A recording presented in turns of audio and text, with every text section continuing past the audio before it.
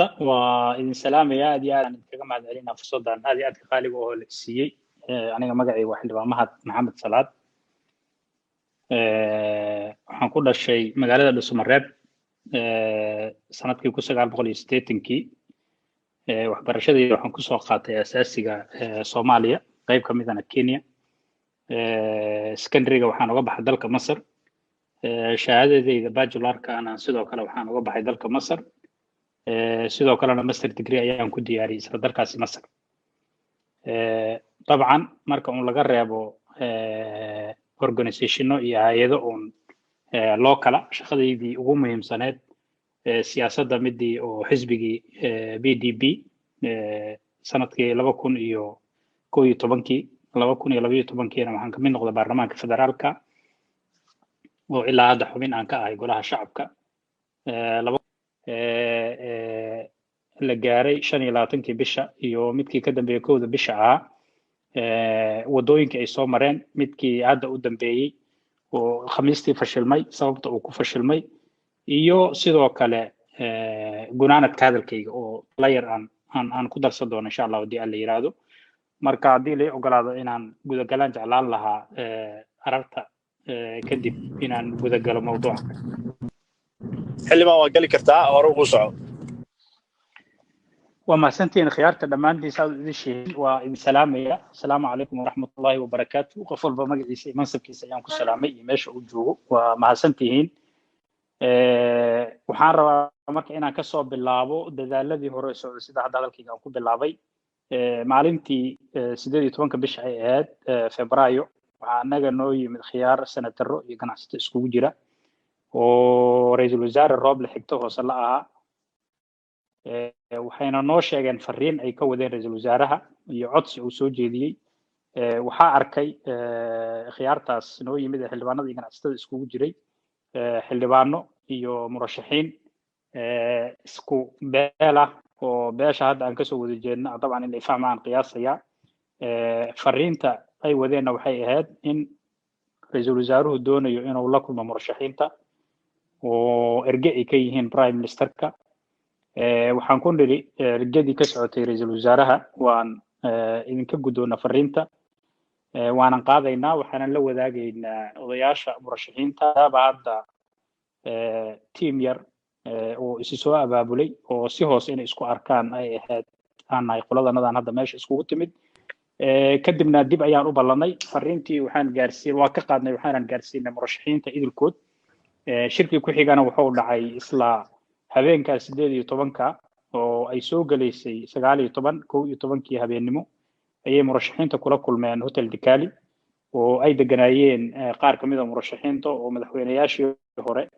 Soomaaliya ay ugu waaweynayeen waxayna runtii ka codsadeen soo jeedin ah laba shay oo aamida koobaad ay tahay in prime ministerka ay la kulmaan murashaxiintu si loola kulmo prime ministerkana waxay yiraahdeen waxaan codsanaynaa mudaaharaadka maalinta beriya oo jimcaha qorsheysan in la baajiyo oo dib loo dhigo waxaa lagu yiri waxaan rabnaa anaga qorshahan mudaaharaadka muddo ayuu soo socday oo murashaxiinta ay ku yiraahdeen waxaan doonaynaa mudaaharaadkaasi nabada inuu nagu dhaco prime ministerka iyo xukuumadda waxaan doonaynaa inay nagala shaqeeyaan arrinta kale ee wada hadallada siyaasadeed iyo tabashooyinka jira ee prime ministerku uu leeyahay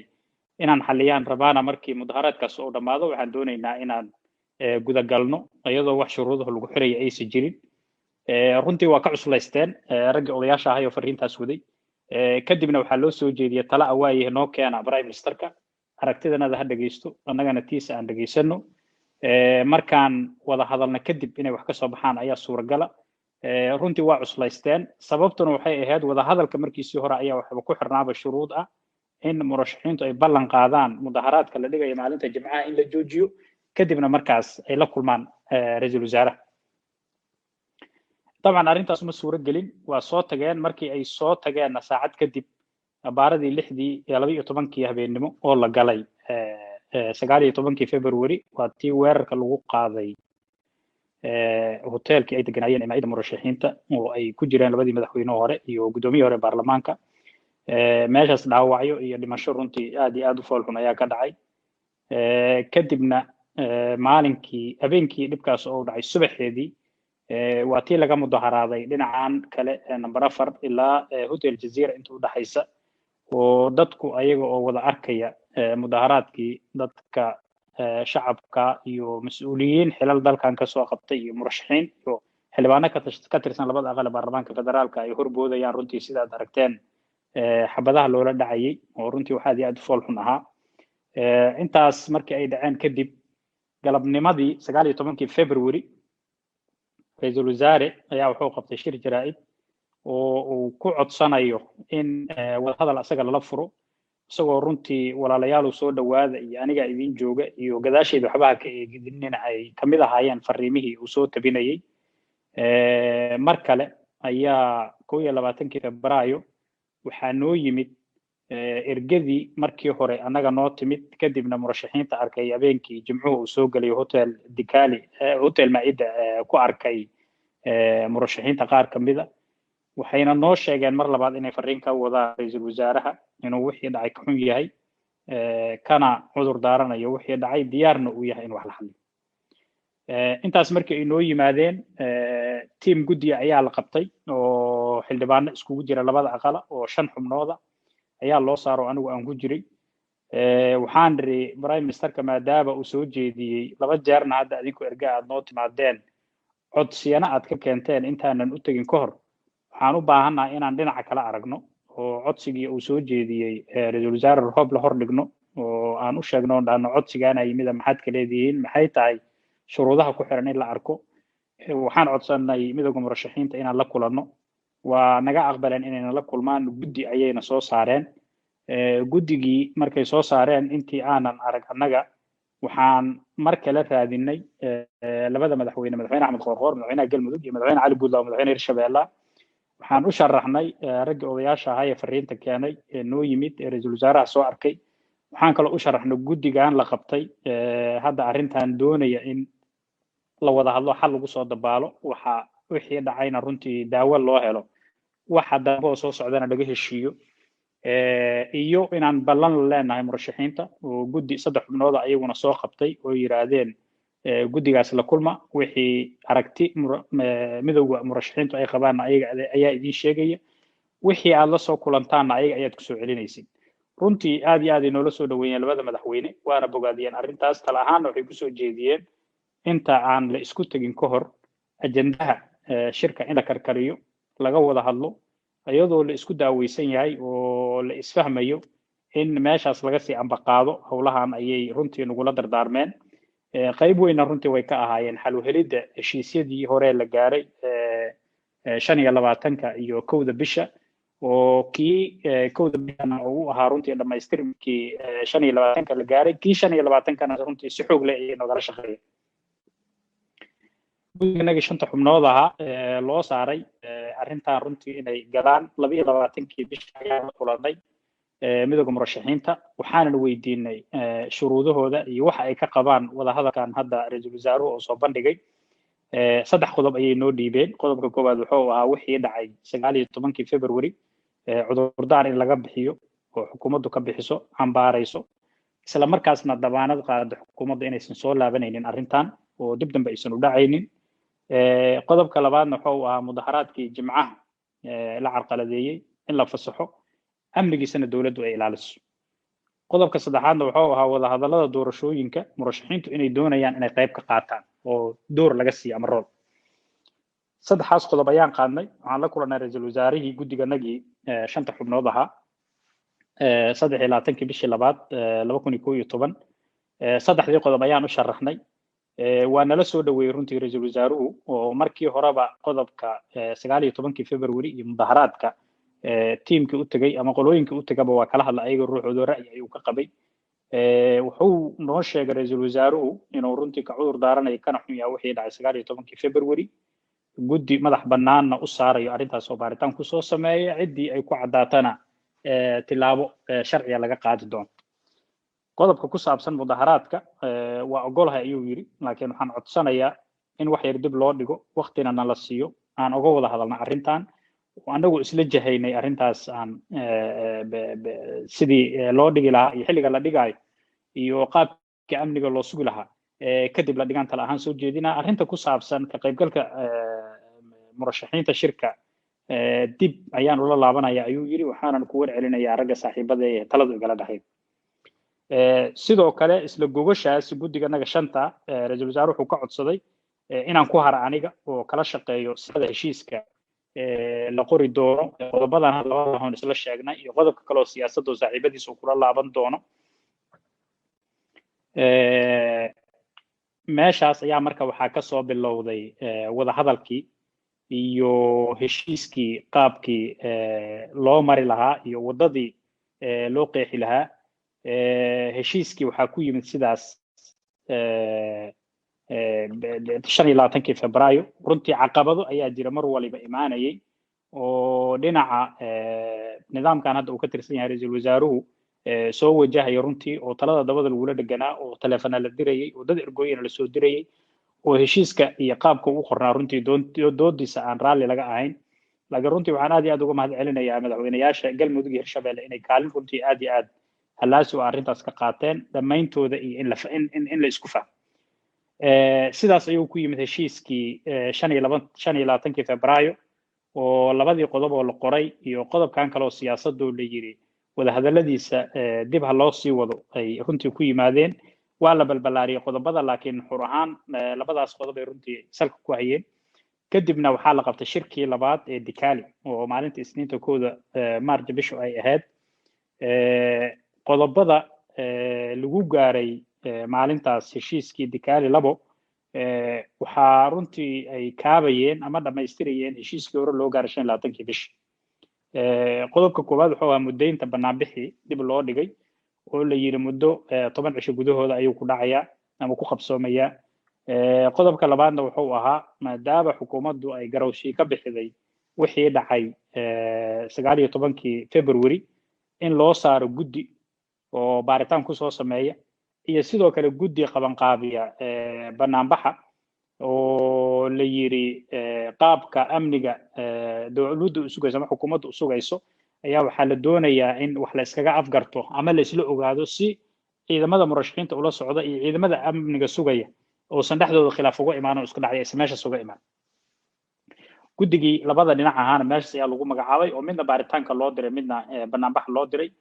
arrinta siyaasadda iyo doorashooyinkana waa la isla fahmi waayey laakiin waxaa lagu ballamay in wada hadallada la sii wado oo meeshaas laga sii ambaqaado waxaa kaloo shirka markii uu dhammaaday la soo jeediyey in la magacaabo guddi farsamo oo soo karkariya arrimahan siyaasadda laakiin dib dambe annaga aan ka fahanno ujeedadu inay ahayd runtii in la fashiliyo wada hadallada arrintan ku saabsan siyaasadda ama xataa qodobadii hore oo lagu heshiiyey qaabkii loo xagaldaacin lahaa guddigaas wuxuu ka koobnaa aniga iyo jenaraal cabdi qaybdiid oo ka soconay guddigii hore xubnaha iyo shanta ahaa iyo heshiiskii hore ee Dikali 1 iyo Dikali 2 ka soo shaqeeyay wasiirka waxbarashada iyo wasiir dawla Cabdiraxmaan Dheere Cabdullaah Carab iyo Cabdiraxmaan Dheere oo dhinaca xukuumadda ka socday labadaasuna waxay ka socdeen dhinaca xukuumadda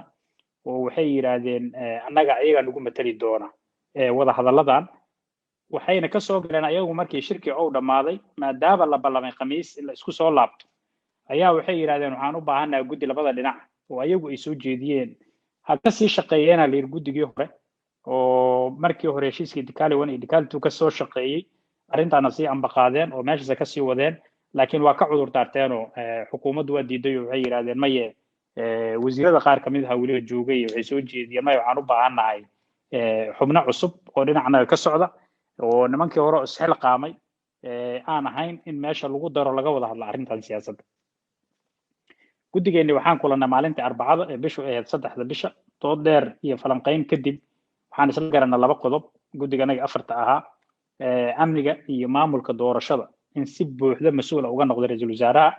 iyo golihiisa wasiirada maadaama qodobkaas mucaaradku markii hore waxay soo jeediyeen amniga maadaama taliyaashii habeenkii 19 weerarka ku qaaday musharaxiinta ay weli xilka hayaan inay runtii aad u adag tahay in la isku aamino amni ayagu ay mas'uul ka yihiin ama ciidan ayagu ay taliyaal ka yihiin waxay qabeen tala ahaan marka ay soo jeediyeen waa in la bedelo taliyaashaas taliyaal kale oo loo qaateena oo dhexdhexaad ka ah oo siyaasadda aan ku dhex milmaynin waa in loo magacaabo oo sida ugu dhaqsiyaha badan loo magacaabo ama waa in shaqo joojin lagu sameeyo saraakiishan haddii xataa aan loo diyaarsanayn in la magacaabo waa in shaqo joojin lagu sameeyo oo dad kaloo siyaasadda ka madax bannaan arrintaas loo dhiibo ayagu mas-uul ay ka noqdaan qodobkaas runtii dood dheera ka timid laakiin markii dambe annaga waxaan isla garanay amniga iyo maamulka doorashada in si buuxda ra-iisul wasaaruhu asagu u damaanad qaado inuu mas-uul ka yahay maadaama shaqo fulineed ay tahay shaqada fulintana ra-iisul wasaare xukuumaddiisa iska leeyihiin qodobka labaadna waxa waa arrinta ka qaybgalka shirka dowladda federaalka iyo dowlad goboleedyada in ra-iisul wasaaraha xukuumadda oo qabto shir gaara oo ay yeelanayaan midowga murashaxiinta iyo madaxweynayaasha dowlad goboleedyada iyo gobolka banaadir si xal looga gaaro arrintan markii hore waxay soo jeediyeen mucaaradku in ra-iisul wasaaruhu asagu uu sheego inuusan waxba ka qabin in murashaxiintu ay ka qayb galaan wadahadalladan lagu xalinayo tabashooyinka ka jira doorashooyinka maadaama dhowr shir la iskugu yimid tabashooyinkii la xallin waayey weli caqabadii siday u taagan tahay dalkuna doorasho inuu aado ay tahay ra-iisul wasaaruhu si uu uga cudur daartay wuxuu yidhi aniga dee mas-uuliyaddaas keligay ma qaadi karo dowlad goboleedyada igala dhexayda madaxweynayaasha dowlad goboleedyada saxiixyaal ayaa jiray oo madaxweynaha waqtigiisu dhammaadee farmaajo iyo madaxweynayaasha dowlad goboleedyada gobolka banaadir ahaa oo 7 ahaa arrintaas marka go'aan wadar ogola in laga gaaro ayay u baahan tahay marka waxaan doonayaa in dhinacaas loo riixa arrintaas markii runtii dood dheer aan gelinay waxaan isla garanay prime ministerku inuu shirkaas isagu qabto oo dowlad goboleedyada madaxweynayaashooda iyo la isku keeno murashaxiinta meeshaas looga doodo doorka murashaxiintu muxuu ahaanayaa tabashadoodu maxay tahay sidee loo qaadaa dhigi karaa waqti dheer ay naga qaadata laakiin markii dambe meeshaas ayaan iskula soo gabagabaynay kadibna guddiganaga maadaama 2 qaybood oo ka koobnaa waxaan ku ballanay qolo waliba qolada kale inay inta ku laabato ka soo gado oo ra'yigeedii ku celido aniga iyo tiimkayga waxaa loo soo diray dhinacan murashaxiinta inay arrintaas kusoo qanciyaan طبعا waxaa kaloo kamid ahayd intaanan soo dhaafin arrinta amniga iyo taliyaasha ciidamada iyo maamulka doorashada inuu prime ministerku la wareego inuu madaxweynuhu waraaq qoro oo ku cadeynayo arrinta maamulka doorashada iyo amniga inuu prime ministerka iyo xukuumadda mas'uuliyaddeeda ay tahay iyadana looga dambeeyo maadaama madaxweynaadkiisa uu dhamaaday sidii hadda ka hor uu sameeyey maalin ay ka harsaneed madaxweynaadkiisa madaxweynihii hore Soomaaliya Xasan Sheekh Maxamuud annaga dhankeenii dabcan waxaan qaadnay qodobadii labada ahaa ee lagu heshiiyay hadda aan idiin sheegay miduna ay ahayd amniga maamulka doorashada inuu si buuxda mas'uul uga noqdo prime ministerka arrinta ka qaybgalka shirka murashaxiintana in la qabto shir gaaraho prime ministerku uu qabanayo oo murashaxiinta iyo madaxweynayaasha dowlad goboleedyada la iskugu keenayo kadibna go'aan looga gaarayo arrintaas annaga dhinacanagii murashaxiinta waa la kulannay waan u sharxnay arrintaas waana ku qancina laakiin runtii waxaa dhacay waxyaabo la yaab laho markii hore oo shirarkii horena runtii aan hore u jirin markii hadda heshiiskan dambe aan gaarayno oo isla garanaynana runtii aan miiska saarnayn laakiin markii aan soo kala tagnay kadib dhashay amaba markii aan kala tegayna qayb kamid ay bilowdeen tusaale ahaan siiqada markii aan ku heshiinay waxay naga codsadeen tiimkii dhinaca kale ka socday oo wasiir Cabdullaahi Carab iyo wasiir Cabdiraxmaan Dheere inaan horta ra'iisul wasaaraha loo dirin siiqadan iyagu ay iska soo arkaan kalena soo tashadaan taliyaha nabad sugidda Faad Yaasiin kadibna dib markii ayagu ay wax isku soo fahmaan ay prime ministerka loo gudbin doono saacado kadib ayay igu soo laabteen waxayna ugu dhaheen shirka maalinka beriya mudaysan dib in loo dhigo ayaan doonaynaa maxaa dhacay ayaan riyo say wuxuu jiraan noomaysa sharci prime ministerka laga rabaa inuu murashaxiinta inta la hadlo uu yiraahdo duruuftaas ayaa ay haysaa ama waxaas ayaan u baahanahay shirka dib ha loo dhigo ayaduna ma aysan dhicin subaxii waagu markuu bari maadaama xilli dambe ay xilliga runtii fariintaas aniga ii soo gaarsiiyeen subaxii markii waagu bariyay anigu ra'iisul wasaaraha ku laabtay waxaan weydiiyay sababta loo baajinayo shirka wuxuu ii sheegay inuusan ka warqabin waxbana kala socon arrintaas kadibna waxaan u sheegay fariinta dadkii labadii xubnood ee wasiirada ahayd ayaga dhinacooda ka socda fariinta ay soo gaarsiiyeen waa kugu soo laabanaa uu yiri muddo kadib uu soo laabtay wuxuu yiri murashaxiinta ballami shirkina siisa ayuu nooyay intaas prime ministerka markay na dhex martay nasiib darro aniga waxay soo waa Cabdiraxmaan oo ugu yiri qadadii shirkii loo ballansanaa galabta maqribkii haddii aad baaji weyseen ogaada waxba inaysan ka soo baxayn oo lagu soo kala tegi doono yani hadal runtii goodis u eg laakiin hadda anagu hadda waqti badan cabdiraxmaan kuleyba nin xukuumadda ka tirsan weeye prime ministerkiisi haddii aan inta wada hadalnay isagu uu yiri gogashii hala dhigo qodobadii aad kusoo heshiideen halkaasaa laga sii ambaqaadaya wax dhiba aniga ilamaysa muuqanin habeenkii ayaa la isku yimid kadibna markii la isku yimid anaga waxaan soo bandhignay siiqadii aan isla qornay ee labada qodob aheyd sida ay noola muuqatay iyo wixii runtii nooga gudboonaa kadibna waxaa dhacday inay meeshii qoladii kale ka dhex istaagaan oo gaar ahaan cabdiraxmaan uu sheego qodobka ra'iisul wasaare inuu qabto shir gaar ah oo ay yeelanayaan mudugga murashaxiinta iyo madaxweynaha dowlad goboleedyada gobolka Banaadir si xal looga gaaro arrintan inaan la isku waafaqsanayn طبعا saddexdanada kale oo xubnood oo Cabdullaahi Carab طبعا oo wasiir oo dhinaca kale ka socday labadanada xubnood oo dhinaca ka socotana waa ka hadalna meesha siiqadan inaan ku soo heshiino waa sheegnay waxayna soo jeediyeen codsiga oo arrintaas in lagu bedelo codsiga murashaxiinta inuu qaado ra'iisul wasaaruhu jawaabna uu ku soo celiyo ayaga oo anaa codsiga qaadaya asaga qaadaya shirka madasha ka qayb gali doona kadibna wuxuu u sheegi doonaa codsigan adinka xaggeena inuu ka yimid codsigaasna murashaxiinta lagu soo celiyo hadhowdii haddii la yeeliyo haddii la diidan laguma guuleysan dood dheer ayaa ka dhalatay runtii saacad qaadatay markii muddo dheer la iska soo horjeeday ayaa waxaa la yiri waayahe inaan meeshan ku kala tagno hadda dadka Soomaaliyeed waxay naga sugayaan ama ay xamili karaan ma ahane aan siiqa kala raadin waxaa la soo jeediyay talo kale oo ah in amniga iyo maamulka doorashada iyo ka qaybgalka mudugga murashaxiinta shirka dowladda federaalka dowlad goboleedyada in la isla garto in ra'iisul wasaaraha xukuumaddu oo la tashi ula laabto kadibna shir la iskugu soo laabto maalinta Isniinta oo bishu ay tahay 8 Maarso ayadiina waa la diiday waxaa la yiri shirkii ugu dambeeyay ayuu noqonayaa shir dambe oo la iskugu soo laabanayana lama arko ama sida anagu aan wuxuu rabna u yeela ama cid dambe oo meeshan iskugu imaanaysa lama arkay meeshan ugu la kala wado waa u sheegnay oo waxaan dhiri xukuumadda da'yada laga rabaa inay runtii mas'uuliyad qaadato dalkan in hadda maanta qalalaasa ka dhacma dhibaato ka dhacdo wax faa'iido ku jira lama arko